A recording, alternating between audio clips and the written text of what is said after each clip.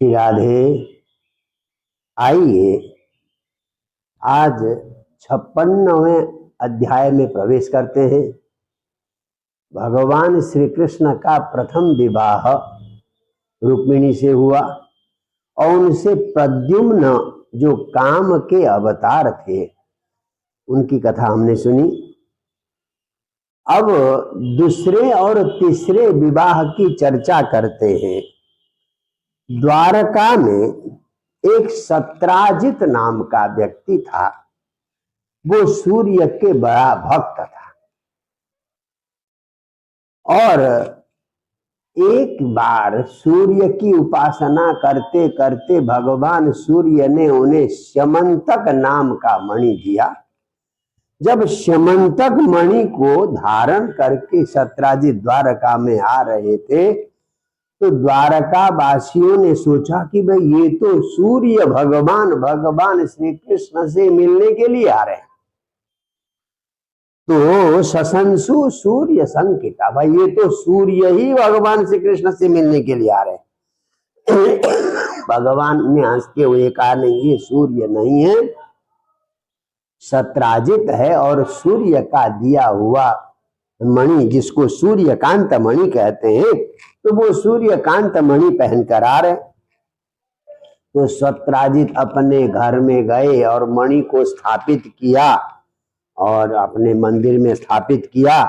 उस मणि की विशेषता क्या थी कि वो प्रत्येक दिन कि दिने दिने स्वर्ण भारान अष्टौ, संस्कृत में 8 स्वर्ण भार का अर्थ होता है आज के हिसाब से 20 तोला, यानी 12 ग्राम का एक तोला माना जाता है। आजकल तो 10 ग्राम भी कहते हैं, पर पुराने जमाने में 12 ग्राम का एक तोला। तो ऐसे ही 20 तोला सोना वो उगलता था, निकालता था। कौन? वो सूर्यकांत मणि। तो दिने दिने स्वर्ण भारान अष्टौ सृजति प्रभु। और जब वो सूर्यकांत सुबह दुर्भिक्ष है और वो अरिष्ट है, कुछ भी उस समय नहीं होते थे, सब चैन से आराम से रहते थे। तो एक बार भगवान ने सत्राजित से कहा, भाई देखो ये तो बहुत बड़ा मणि है, महत्वपूर्ण है, तो देश की रक्षा के लिए, देश के उपयोग के लिए आपको ये राजा को देना चाहिए। राजा थे उनके भगवान के नाना, तो उग्रसेन को देना चाहिए। परंतु सत्राजित ने नहीं दिया, न तो हाँ कहा न ना कहा। तो सयाचितो मणिम क्वापि यदुराजा या सौरिण, अपने लिए भगवान ने नहीं मांगा था, मांगा था उग्रसेन के लिए। परंतु अर्थ कामों का, वो धन का बड़ा लोभी था, उसने नहीं दिया। और यांचा भंगम अतर्क, जहां साक्षात भगवान मांग रहे हो, हाँ, इसका क्या दुष्परिणाम होगा ये भी नहीं सोचा, तो नहीं दिया। तो एक दिन सत्राजित का भाई प्रसेनजित वो अपने गले में मणि पहनकर शिकार खेलने के लिए घोड़े में बैठकर जंगल में गया था। जंगल में किसी शेर ने उसको मार दिया। अगर शाम को भाई नहीं आया तो एक दिन 2 दिन के बाद सत्राजित करने करने जपन जना लोगों में कहने लगा, कृष्ण ने मेरे भाई को मरवाया है। कृष्ण कह रहा था कि भाई मणि दे दो राजा को, मैंने नहीं दिया, इसलिए कृष्ण ने ही मारा है। बताइए, भगवान को भी कलंक लग जाता है, जबकि भगवान का कोई दोष नहीं, कोई लेना देना नहीं। एक बार कहा बात खत्म हो गई, परंतु कलंक तो लग गया। और वो हर व्यक्ति को सामने आकर तो कह नहीं सकता था डर के मारे, पर हर व्यक्ति के कानों में जो भी मिलता, जी मेरे भाई को तो कृष्ण ने मरवाया है, कृष्ण ने मरवाया है। तो इस प्रकार से कहने लगा। भगवान ने सोचा, भाई ये जो अनायास आया है कलंक, इस कलंक को तो दूर करना पड़ेगा। तो भगवान जिधर से वो गया था घोड़े में बैठकर, वो उधर गए। जंगल में ढूंढते ढूंढते एक जगह उसके कपड़े मिले। पता लगा कि शेर ने उसे मारा है और खा लिया है। और शेर के पंजों का पीछा करते हुए गए तो एक पर्वत की गुफा के पास शेर भी मरा हुआ मिला। तो फिर समझ गए कि शेर को जो है, उस शेर को किसी ऋक्ष ने, भालू जिसको कहते हैं, मारा है। तो वो ऋक्षराज उस भालू की गुफा में, भालू प्राय पर्वत की गुफा में रहते हैं, उसके अंदर गए। वहां एक छोटा सा बालक उस मणि से खेल रहा था। भगवान ने सोचा चलो इससे मणि ले लूं। इतने में उस बालक की दाई माँ ने देख लिया, जोर से चिल्लाई, और उसके चिल्लाने की आवाज आते ही जाम्बवान, जो द्वापर युग में भगवान राम के युद्ध में थे, और यहां कहते सत्य युग में, जब भगवान ने त्रेता युग में, सत्य युग में जब भगवान ने अपने 3 पग से पृथ्वी को नापा था, तब भी 7 परिक्रमा करी थी। किसने? जाम्बवान ने। इतने बड़े पुराने हैं ये। तो जाम्बवान आए और उन्हें तब आप देखा ना, तब युद्ध शुरू कर दिया।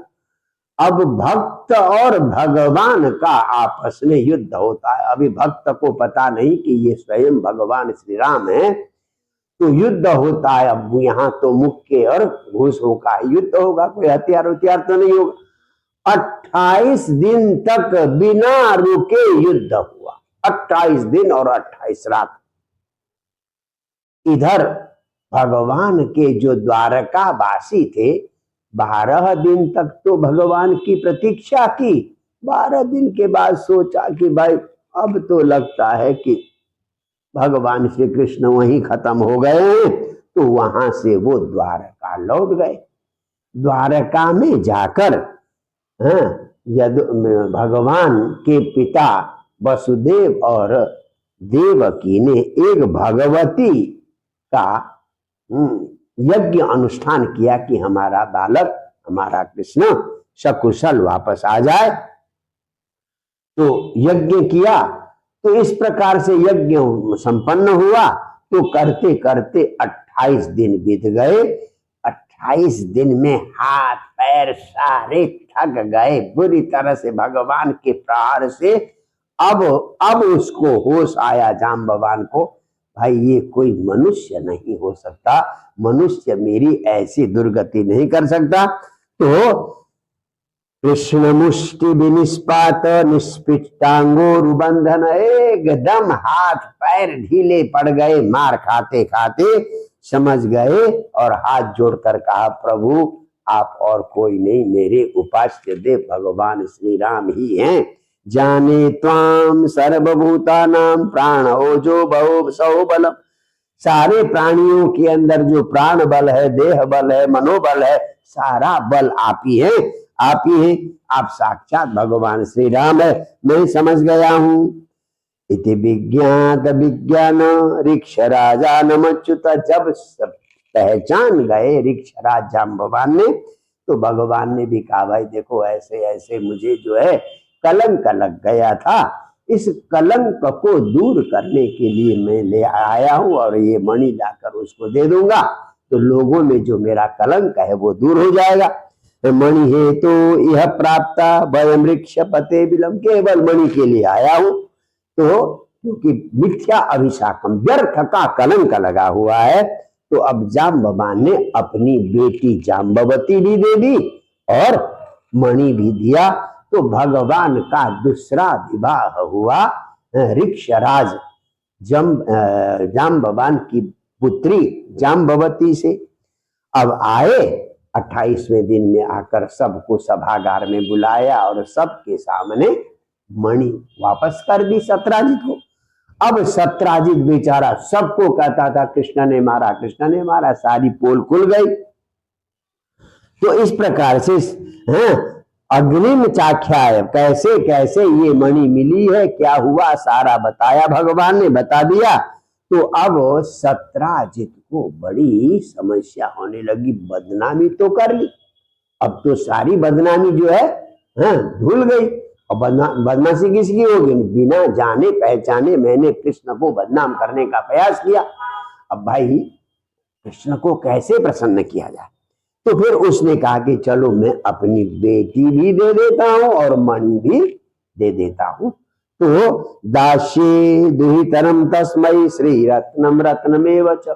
तो क्योंकि जो इनकी पुत्री थी सत्यभामा, सत्राजित की पुत्री का नाम था सत्यभामा, बड़ी सुंदरी थी और सत्यभामा को और किसी को विवाह करने के लिए पहले उन्होंने वचन दिया था, परंतु यहाँ तो समस्या हो गई, इसलिए पहले के वचन को तोड़कर सत्यभामा और मणि जाकर भगवान को अर्पण की।